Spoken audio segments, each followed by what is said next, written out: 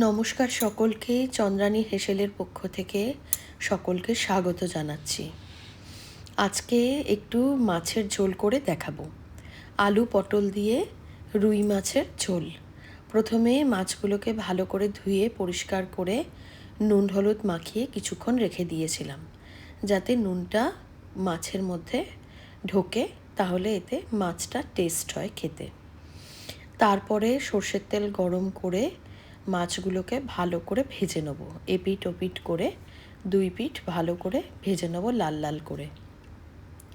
তারপর ওই তেলেই কালো জিরে ফোড়ন দিয়ে তার মধ্যে ঝিঙে আর আলু দিয়ে ভালো করে ভাজা ভাজা করে নেব।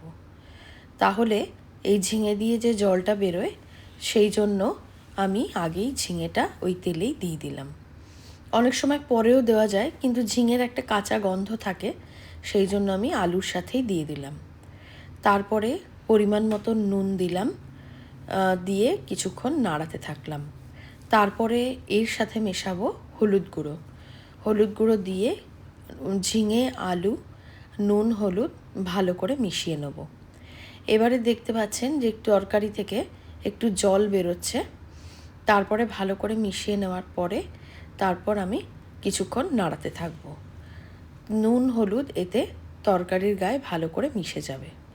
এর মধ্যেই বলে রাখি, সাবস্ক্রাইব করতে ভুলবেন না, লাইক কমেন্ট শেয়ার অবশ্যই করবেন পরিবার এবং বন্ধুদের সাথে।